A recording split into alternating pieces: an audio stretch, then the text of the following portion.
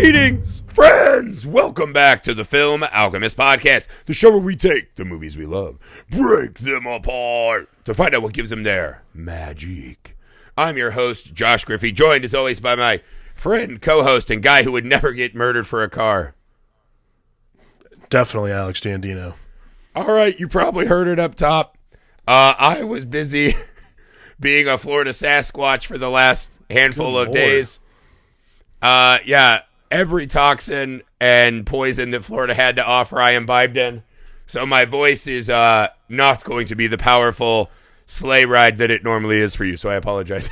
However, let me take on the very special, awesome stuff we have at the top here. Folks, it's official. We're on Patreon.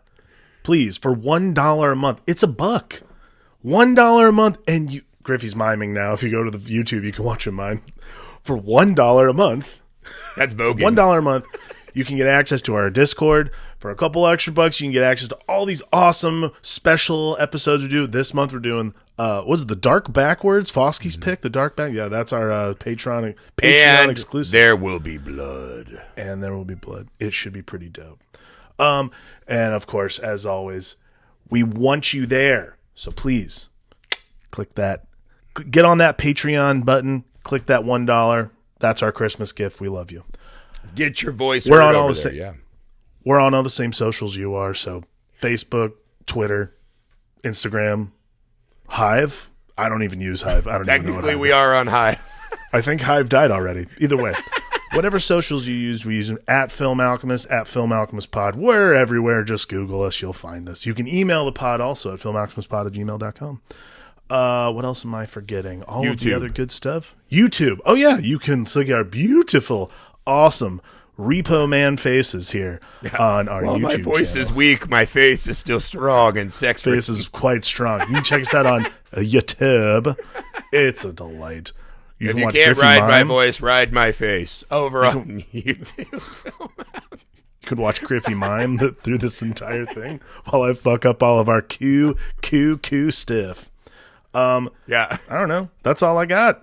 I think we should talk about Repo Man. Repo Man. A winner of the stocking stuffer contest from our dear friend, longtime supporter, man that makes us feel like this is all worth it.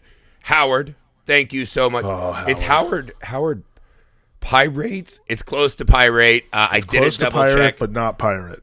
It's right? got some F's in there. It's got some F's and some stanks. So There's we'll just call there's him a Howard Z of P. some kind. Our dear friend Howard P., who we adore very much.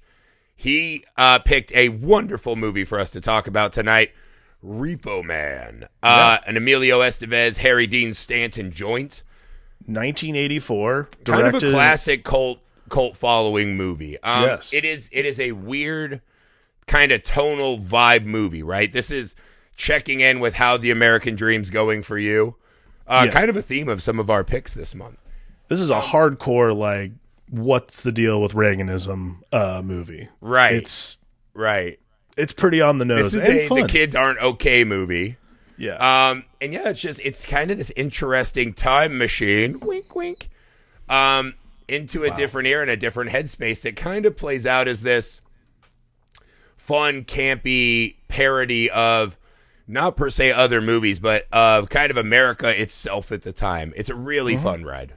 It's good. It's a fascinating movie because also, like, so this movie gained like a lot of notoriety and a lot of steam. People didn't think it was going to do well because it had such a horrible, like, getting made process was very difficult for it, actually. Michael Nesmith from The Monkees helped, like, put this movie together, and he actually financed it through Universal through what's called a negative pickup deal, which essentially is Universal's like, yeah, you guys make the movie and put it out, but if you can't finish it, you're fucking paying for it. So it was like this whole thing. It's actually a lot riding on Alex Cox's Emilio Estevez vehicle, and it paid off. It actually got widespread acclaim, made a bunch of money, and comparatively to its original budget, and did very well. However, I know the one that I think is available on the one I watched, the one on Amazon Prime. That one is the version that Alex Cox re-edited, because they had to re-edit it for TV because it was the 80s. So they re-edited it a lot and like took out a lot of weird profanity. So I don't know. I got to tell you, I enjoyed it. This is the first time I watched it too, which is weird. Yeah, this was one in college. It just came up on the like, what are the art cult films you got to see? And we watched this, but if I remember right, the time or two I've seen this, we were as baked as Miller, and it wasn't all landing per se, right? It was kind of like watching vignettes.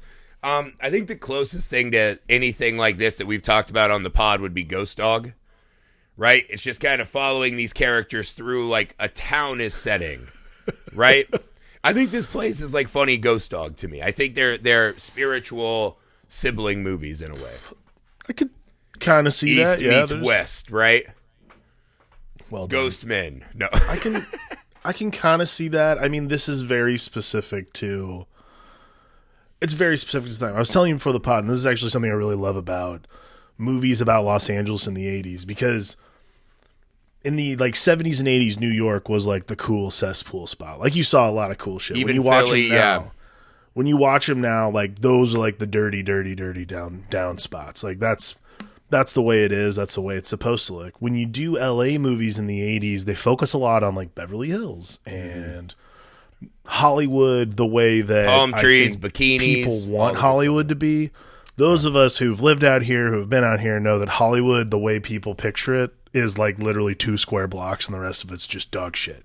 What I like about Repo Man is it really does celebrate the true cesspoolness of Los Angeles during the 80s, which was like downtown. It's still a mess, but downtown was a real fucking mess, like a disaster area.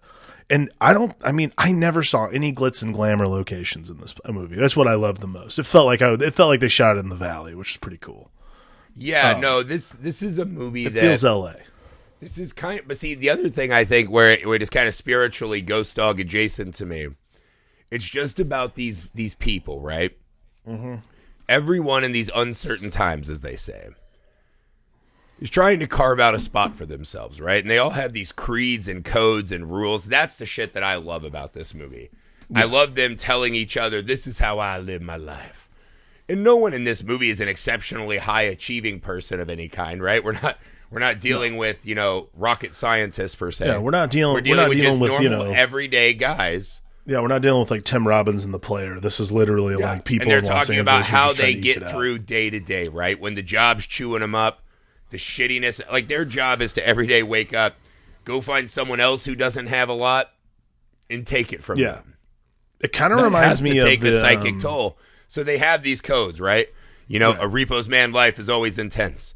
A Repo Man never gets shot over a car. A Repo Man, always walks alone like John. Like they have these fucking rules. And I love the like slightly different tweak on it we see from everyone, to Miller, to Light, to Bud.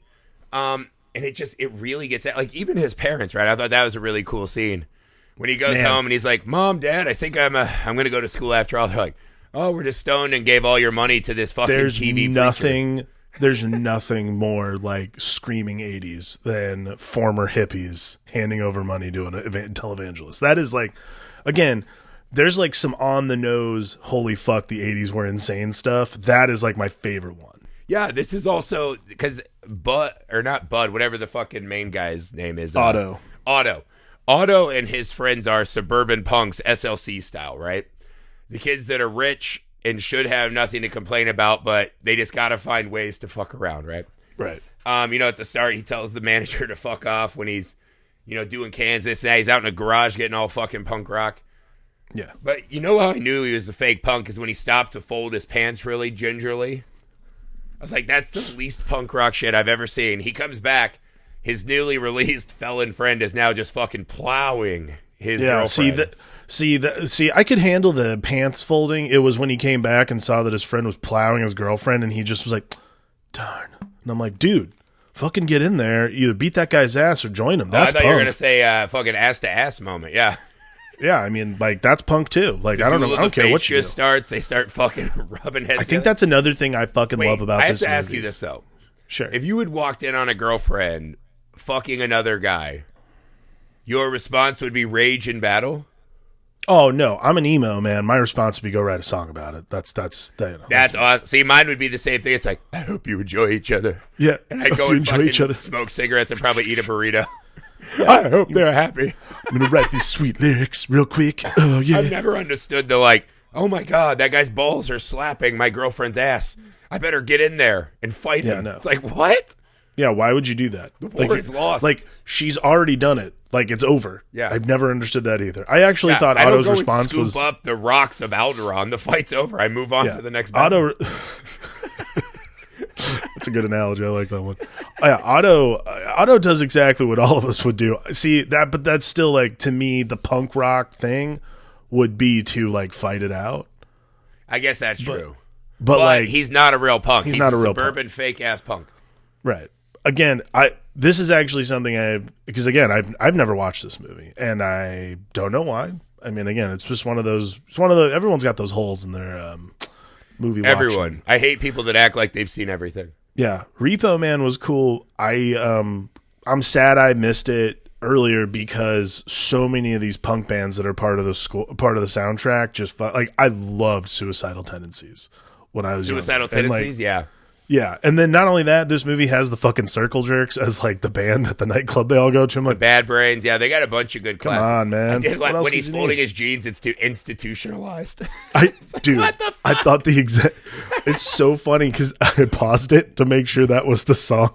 Because that was the part I was like, is this institutionalized? And I paused it because on Prime, it'll tell you like the little factoids and shit. And I'm like, all right, cool. Yeah. Somebody understands the movie. So that went from being a punk rock fold your pants during intercourse theme song to Guitar Heroes. That is the journey of every punk band. You eventually live long enough to be in a car commercial or in Guitar Hero. Or a video game.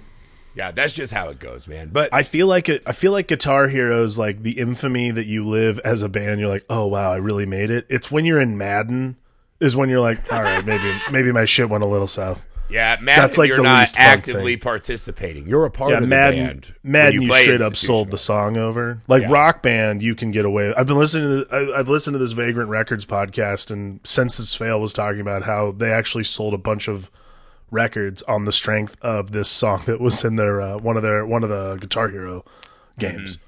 And I'm just like, there you go. Like that's the perfect way for a fucking punk or emo band to sell out, is to sell it to a Guitar Hero or Rock Band. Like, at least people are actively enjoying my music. Right. Well, the movie weirdly, and I guess maybe this is another attack on Reaganism, right? But it kind of shows the horse shit of punk rock itself, right? Like, I think a lot of us were young punks, we thought. And I also would have been like, maybe not suburban, but like a farm punk, right? Like, we had these small towns. We're like, "Fuck yeah, dude!" I think it's really specific. But there is this at a certain age, right? Like going to see, I don't know, pick your punk band of the day, Pennywise or whoever. Mm-hmm. Seeing them now is like damn near 60-year-old men playing those songs is so different. And watching Emilio and his friends kind of fucking hit that crossroad, I actually found that really poignant as a guy who used to hold himself to, I was more metal than punk, but we were kind of spiritual brothers, like Ghost Dog in this movie. And it is funny how it just fucking slowly fades away.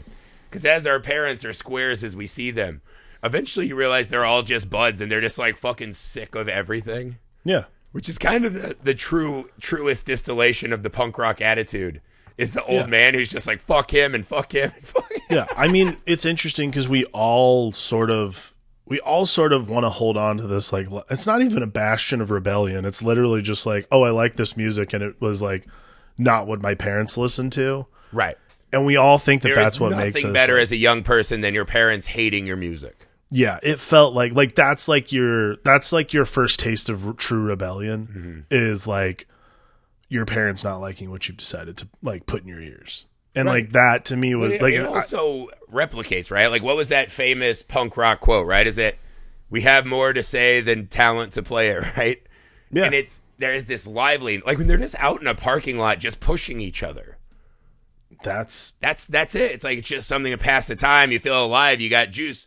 Because what we do is we see our parents on the couch donating money, right? We see them dressing like squares. We see them doing this.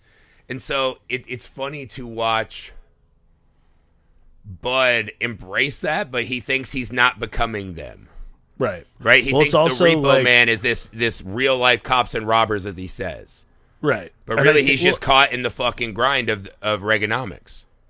Right. And I mean, like, that's exactly what, like, him.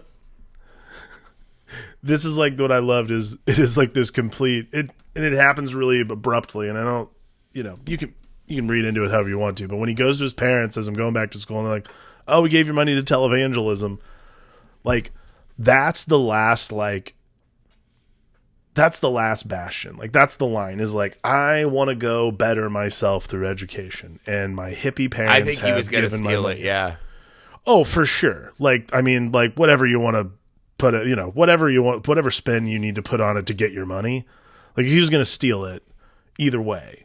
Right. I want my money so that I can do whatever I want. I want the freedom that my parents had as hippies to do whatever the fuck I want with it. Right. So your violent reaction to your parents essentially stripping your freedom from you to be anything you want isn't to become like,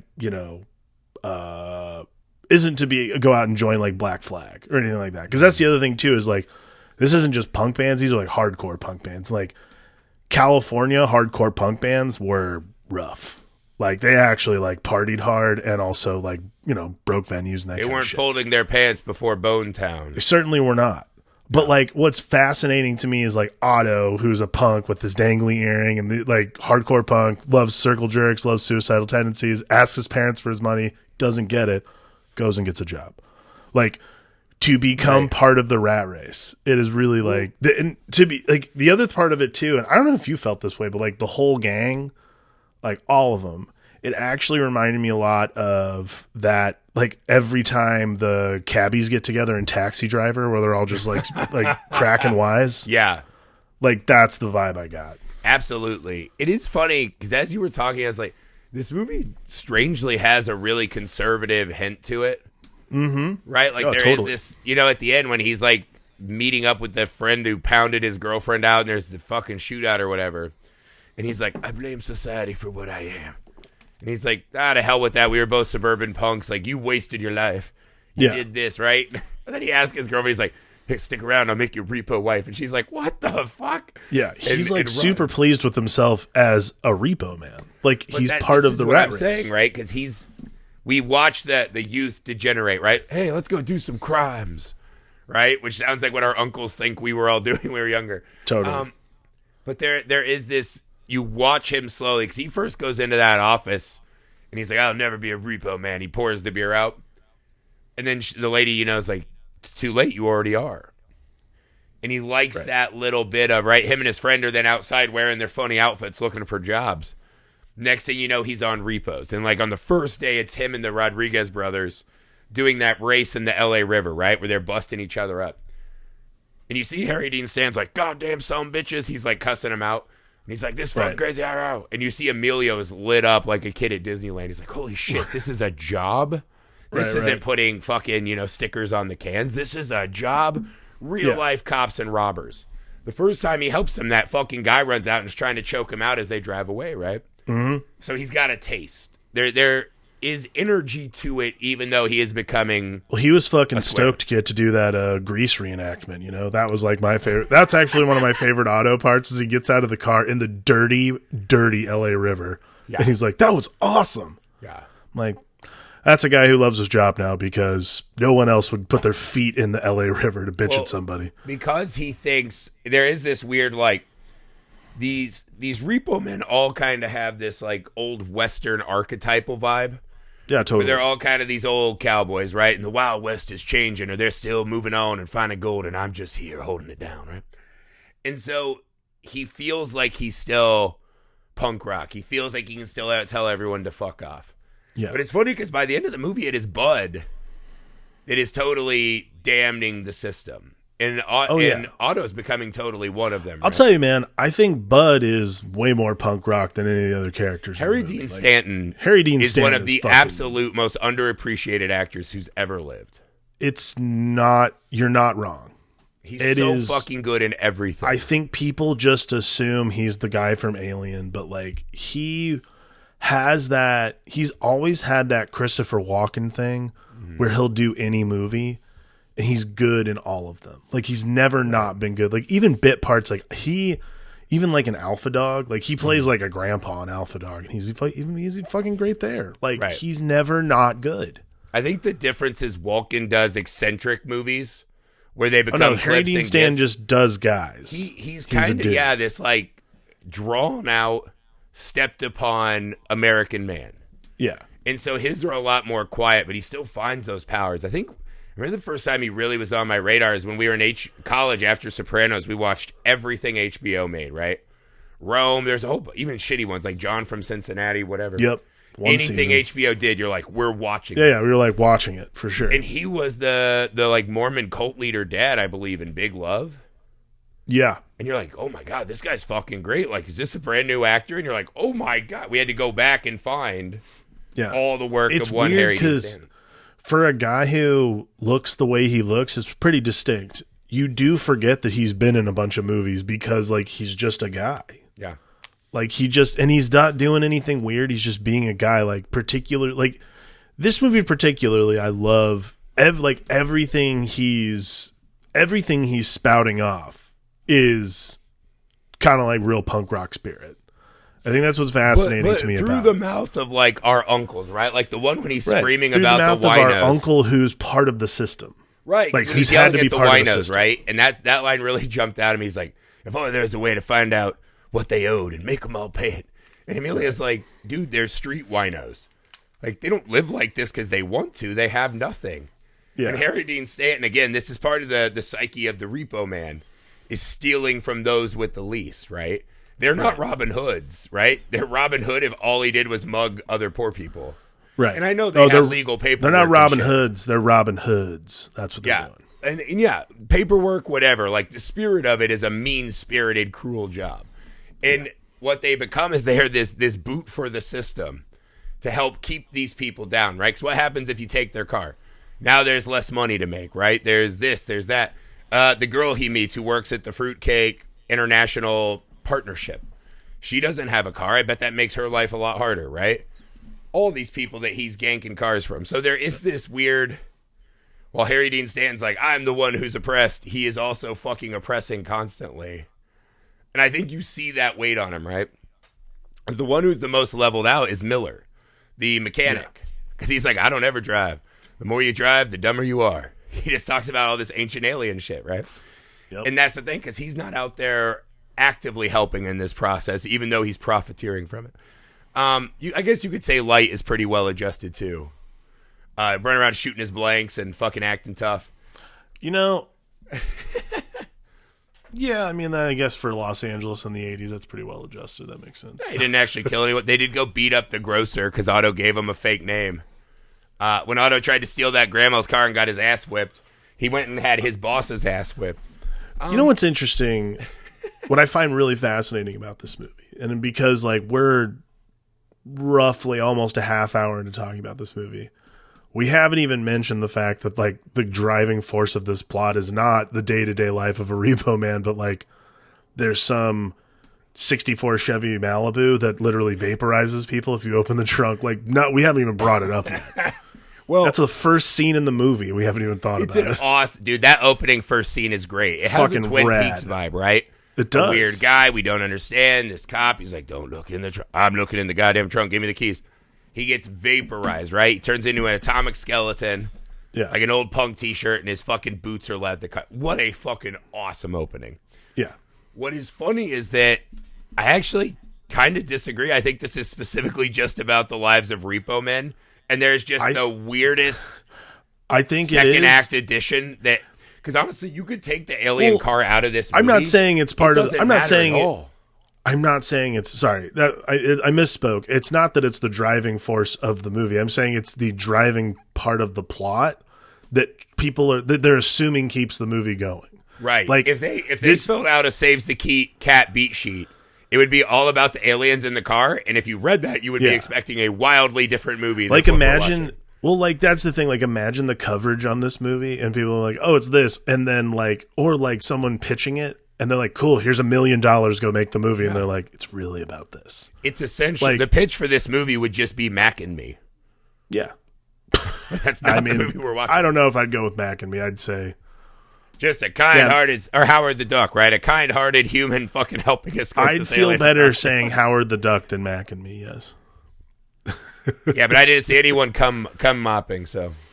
Jizz Fair mopper. enough. Sorry, that was crude of me to say the other jizz mopper. Yeah, jizz moppers. That's the professional. Yeah. Get your squeegee, alien. You're going to work in Cleveland. Yep. I was genuinely... What do you make of the fucking Alien edition? I was genuinely fascinated by it. And here's why. And this goes back to what I originally said, what I meant to say. It's so inconsequential.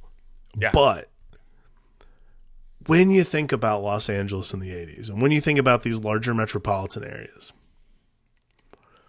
how funny is it to think that something like this would happen and no one would give a fucking shit? Like, that is like short of like a few people who saw it and everyone else would be told, nah, it didn't happen. Dude, like Emilio laughs in her face after saying the sausage picture, as he calls it. Yeah. It's like, even at the end, like, so when he like, this is like, to me, this is truly like the essence of the movie is the end when Miller gets in the car, it's like glowing green from radiation or whatever. And he's like motioning towards Otto, like, come on, let's go. And she grabs, like, what about our relationship? And he's like, what?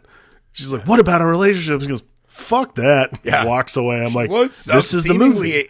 Part of his torture, movie. But yeah, fuck that. Like, to me, that was like the essence of the film right there. I was like, fuck that. Like, I'm gonna go do what I want to do. Like, that is what Repo Man feels like it's about at its core, which is like, look, I'm just trying to get through the day.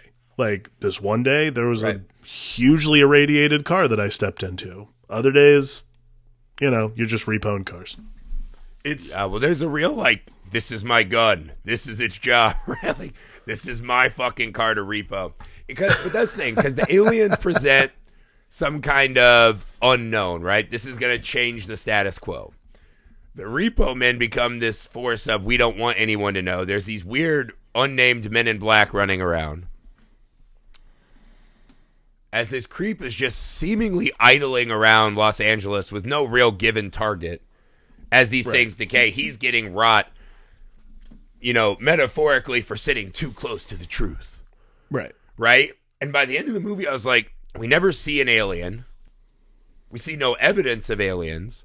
All we know is that whatever's in that trunk is giving off radiation that's melting this human being and now turning this car into a time machine.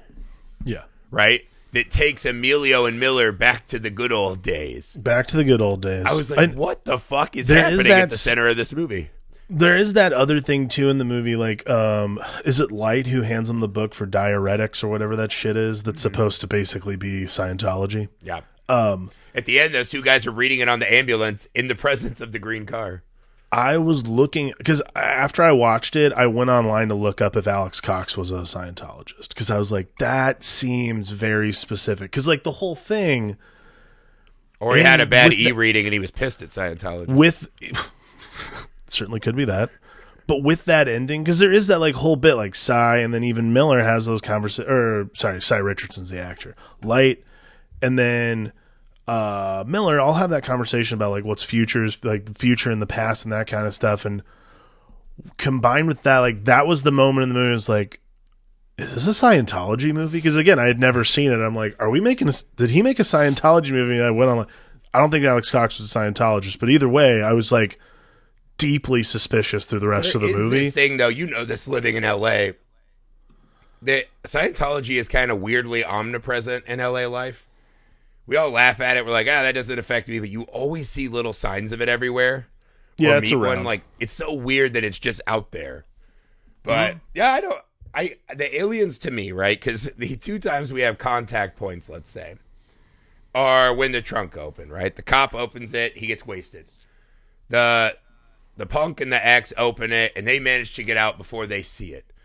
The other dipshit punk, right? The Invincible King, he opens it all the way. Right. And he's made boots. And to me, it had this very Covenant, lost of the Ark of the Covenant, right? That this thing is a mirror, and by seeing something so true, we can't handle it and we melt, right? And I think there's something to the fact that it was a uniformed police officer who melts and a uniformed suburban punk who melts. It's just this fucking condemnation of all of this fucking horseshit that we have going on. But yeah, I never really settled because it is such a... Because it plays as this character drama, right? We're just following these men, and then we're going to use these men as a conduit to talk about the world, right? Classic indie movie stuff. Right. The fact that they layered this thing in felt like it should have mattered more. But maybe it's just fitting maybe it's just this extra layer of flavoring, right?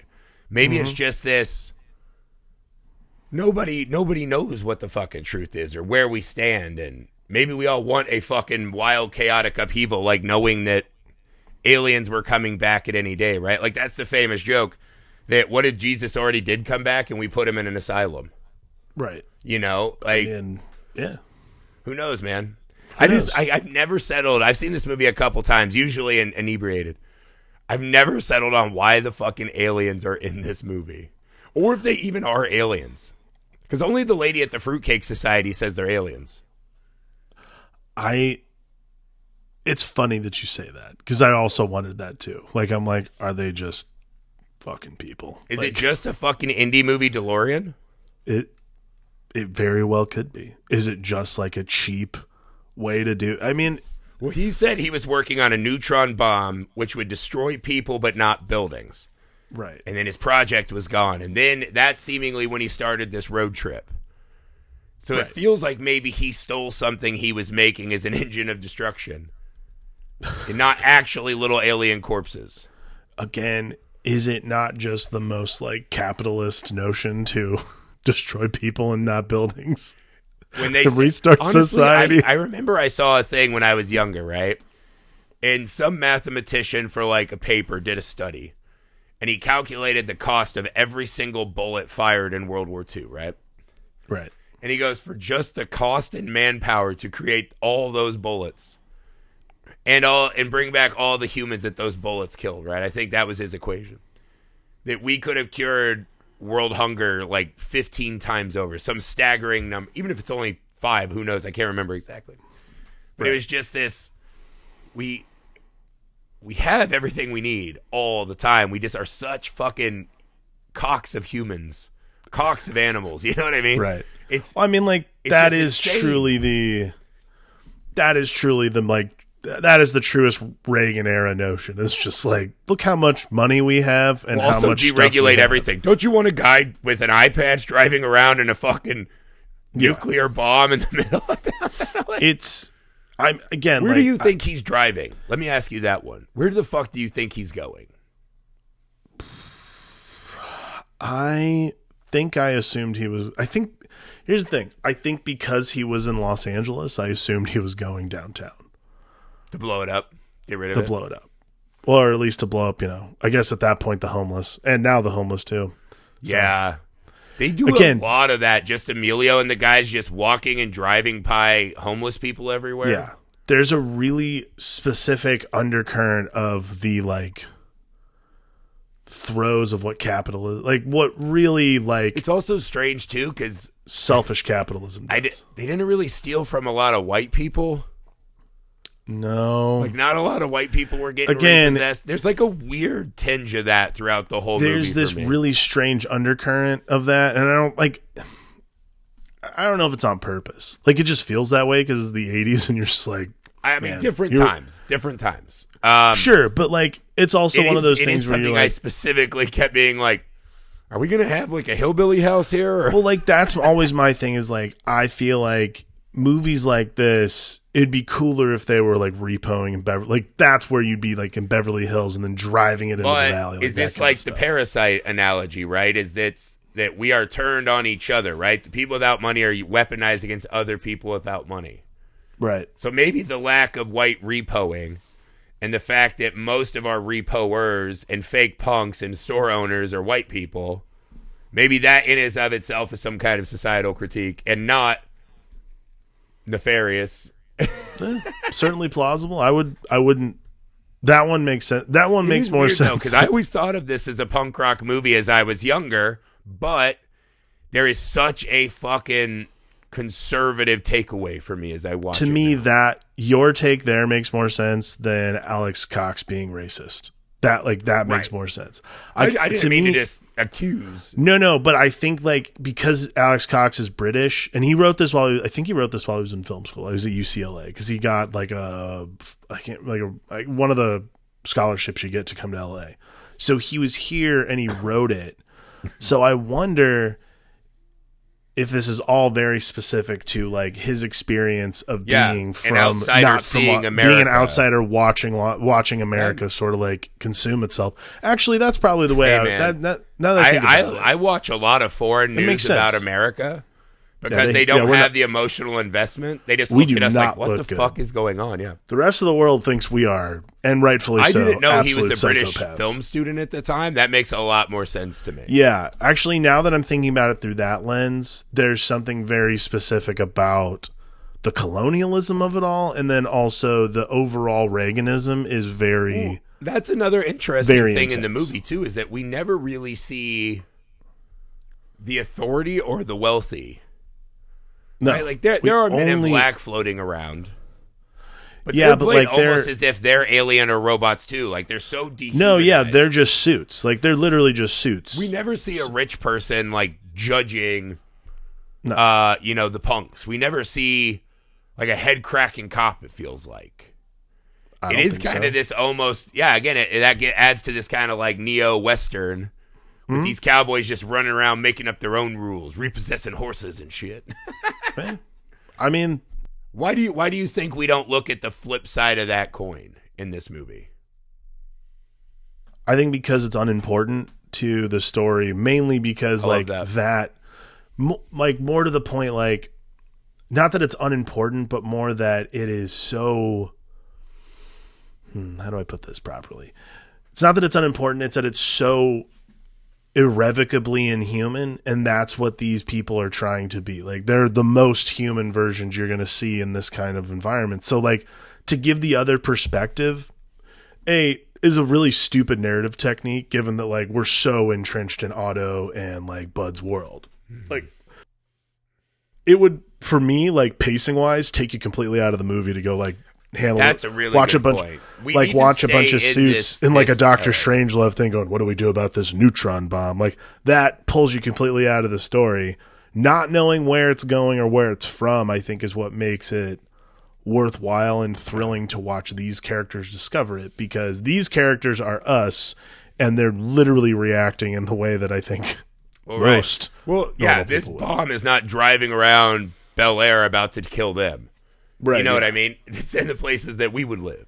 Well, I mean, that's that's another good point, is like maybe the other part of that is, and the commentary would be that it's unimportant to, if somebody blows up a, fucking, I don't know, anything factory over in Sun Valley, nobody gives a shit. But if you're going to do it in the middle of Bel Air, like right next to the UCLA campus, oh my God. Like, that's like the difference between this element of, in our culture especially, like the way we talk about rich people, it's like they're these mythical creatures, the same as a sand squanch or a chupacabra, you know what I mean? It's just like they're like, what the fuck are these things? They behave in such different ways as us. And you're like, no, they probably were just born into it, or they cheated a system a little better here or there. Like, it's not like a secret on how people get super rich. And I think there's something to that, because you hear the one scene that was heartbreaking for me was when Bud's like, I'm not working for him anymore. I'm going to get this Malibu, get this 20 grand. I'm going to buy my own lot. I'm going to have my own job. I'm going to be watching for a while. And Light's just like, you can't do that with 20 grand. And he's like, bullshit, my credit's perfect. Credit's the bond of society's based on it. I was like, oh, no. There's another, like... No, because eventually there's another Reaganism, man. It is an oddly conservative movie. He like so buys into... But see, I think that's the thing, though. I think that's Bud the pastiche show. Bud is the one that we know is being duped. Bud, to me, Bud is the person. Bud's the baby boomer who the American dream was promised to. Right. That's really what it boils down to. And Bud being a repo man, and at that point in his life, steal it from others. Yeah. still expecting that is what makes it tragic, because that is like the truest like American thing, is like, why was I not given what I was promised? A man with no money, nothing to show for it, as he said, but he believes his credit's good because he pays all his bills. Right. That is, I think, the truest American dream that most of us feel all the fucking time. It's like, I don't really have a lot to show for this, but I pay everything. You know, my credit score is looking good.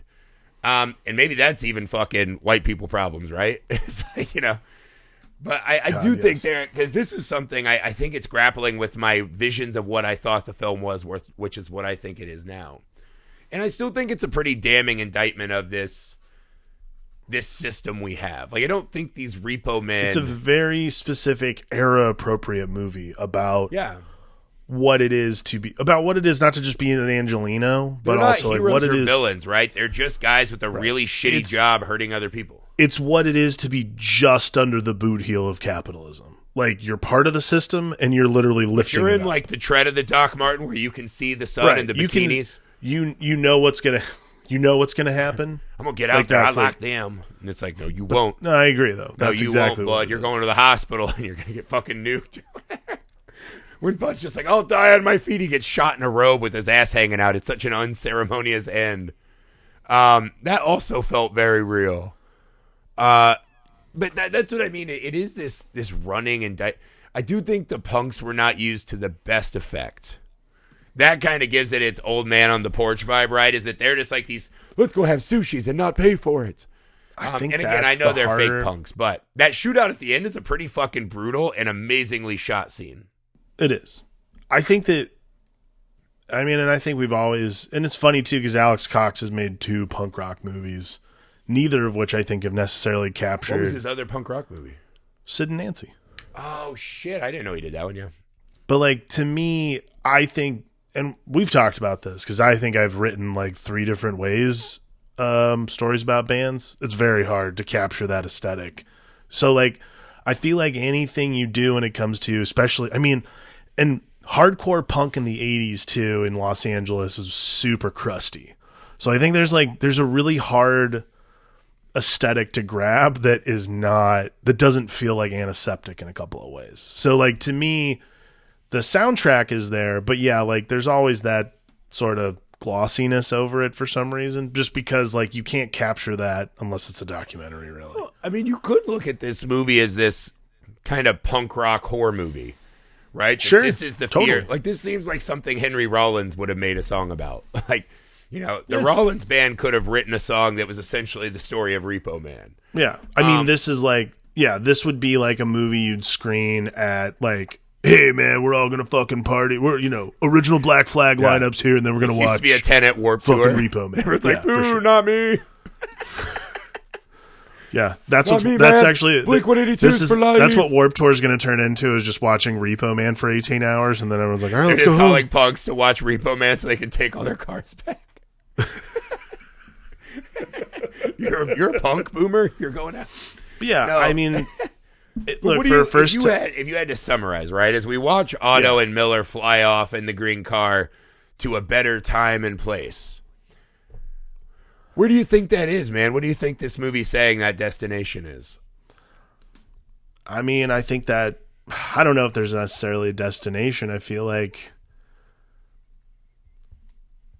if I'm really thinking about it, like if you're really looking at the metaphors for what they are, you have a Chernobyl level event sitting in the back of a car. You have one guy, who's just can get in, and everyone else is getting lightning. Everyone else is getting even fucking the Bible vaporized. Gets lit, and the guy's like, "Holy fucking sheep!"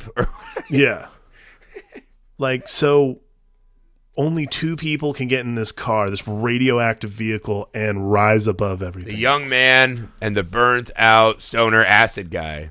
Right. So to me, that's almost like, again, if I'm thinking, I'm trying really hard. Like, we saw The Whale last night, and Samuel Hunter was talking about cynicism. He's like, I think there needs to be a little more optimism in the world. Like, he's like, I try to write more optimistic, earnest things. And I'm like, wow, that's really beautiful.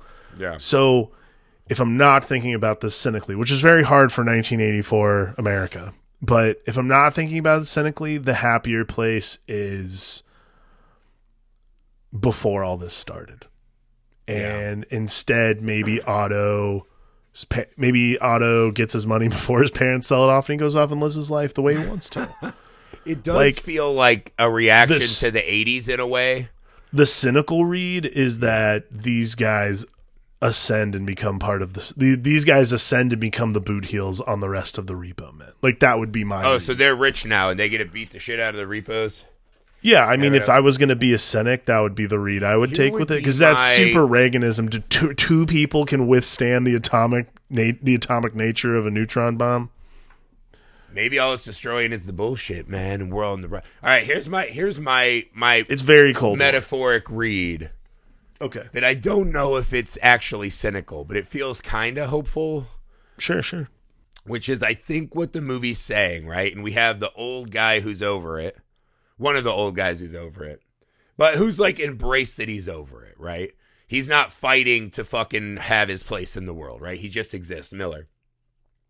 And the young guy who could still possibly change. Right. And I think what the movie is saying is that at the end, all we're doing is trying to get back at the time before we had to be Repo Men. Before we had to take these stands in the ground. Before we had to do things that cheapen ourselves, right? Before we had to take from others to get our own, right? Right. And so not only is that personal to these guys, right? But it's a sign of the time, right? The 80s were this greed is good kind of mentality. And so maybe this is the movie that's kind of showing us what falls between the cracks. And that these kind of guys are getting gobbled up, and that maybe that what they're flying back to is just a time before all of this rampant consumerism and credit ratings and whatever the fuck this movie's trying to get at. Before all that. Right? And I don't know. That might actually be a cynical read. I mean, I don't know, man. Like, I think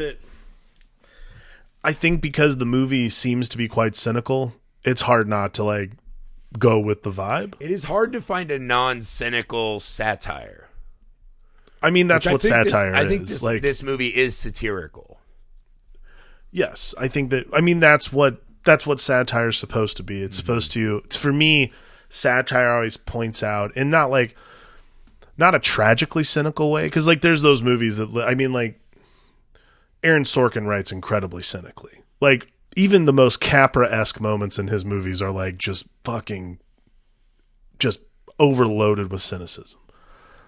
To me, a satire like this, that's more just like, this is the satire that doesn't take itself seriously. It understands that it's a movie.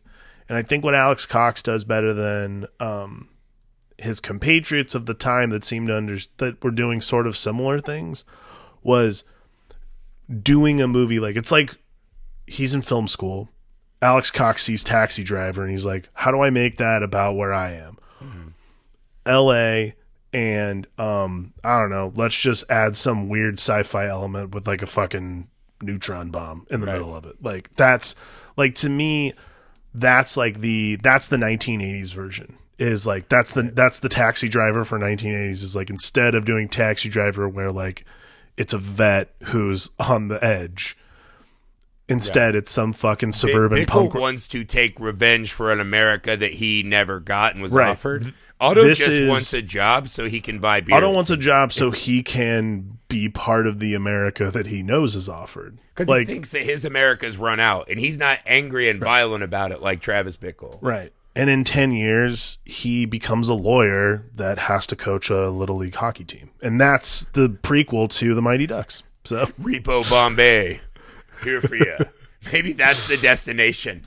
Is he finally made it to Richville? Jesus Christ. But because he wasn't one of them naturally, God, yes. He falls back into his fucking time loop. This is the movie. This is the prequel. Mighty Ducks is the paradox. Mighty Ducks. Yeah, Mighty Ducks is the paradox. He lands in there a it is. future, and he's like, "Where's Miller? Why am I on this pond?" And his dad's like, "Nice slap shot, boy." He's like, "Oh, I made it." There it is. Oh my God, that's and exactly time what it is. catches up with him. That's where he goes. That's where he goes. There it is. That's why he takes that limo on That's the ice. That's why we do this pod, those kids, because we like to get to the bottom of these kinds of things. We like to dig it up. We like to attack Reaganism and dig it up. No, I'm just kidding. For the first time watching, I would absolutely watch it again. It was a lot of fun, man. What I would say as a final, right, is it's a really fun ride. It's an interesting movie. I think it does this thing that is such a hard game to play. which is it gives you a lot of characters that feel real and lived in, really voicing their opinions about the lives they're leading. But it's done in a way where it doesn't feel like the writer lecturing us, wanting to tell us his opinions about the state of the world. It just feels like real humans bumping into and off of each other without anything to say, even though they're all telling us their thoughts on everything, right? It feels like a real back and forth with the audience. And it's so much harder to do because when I say it like that, everyone's like, that's every fucking script. Believe me, as a former script analyst, it's not. That's what every script wants to be and should be. Right. It's way harder to do than it seems. Right? That's where you get to the Sorkin, where every line is a pointed, you should know everything I know. Right. And that's not what this movie is, and it is kind of this fun, ambiguous. I love the fact that they don't ever tell us what's happening with the car.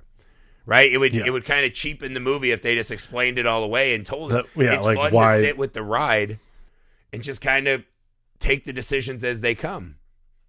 There it is. That's it. That's it. That's it. I sound like a monster for Repo Man. Repo Man. Another wonderful pick. I believe this is 2 for 2 for stocking stuffers Howard for P, our old friend Howard P. Sorry, Howard. I should have re-asked you. I think it's Pie Freight. No, not a Pie Freight. That sounds like he's shipping delectables. Pirate? I think it's Pirate. Close enough. Either way, I know for sure it's Howard. And Howard is one of the truly nicest guys I've ever met. Like, through COVID and podcasting, I got Howard in my life, and that's made my life better. Wonderful man. Fact. He is a really good guy. Really loves movies and podcasts, and he's very supportive of them. And yeah, we need more Howards, man. You know what I mean? We need more Howards in this world. As always, catch us on all your socials. Yep. Twitter, Instagram, Facebook, Hive. Maybe, I don't know. Every time I open the fucking Hive ad, it takes 3 minutes to show me anything. Do yourself a favor this Christmas. Celebrate with $1 towards our Patreon. And get on our Discord, which is a blast. And put a subscription in everyone you know's stockings. Yeah. Give everyone $1 subscriptions. Everyone will love it. We'll have a fun time. You get to hear some cool stuff. Buy a year at once. You get a good discount. You'll love it. If you really want to spice things up, check us out on YouTube. You can see our faces. You can watch Griffey mime, like I said. But that's at the beginning of the pod. He's not. Oh, no. All right, there's that too. You have to look it up. You'll never know unless you check it out on YouTube. Either way, guys, we have more stocking stuffers coming your way. We love you. We appreciate it. This is truly one of our favorite times of year, besides October, of course. So make sure that you keep listening. Griffey, anything else? Fuck Florida. From the film Alchemist, I am Alex Tandino. I'm Florida Sam Squanch.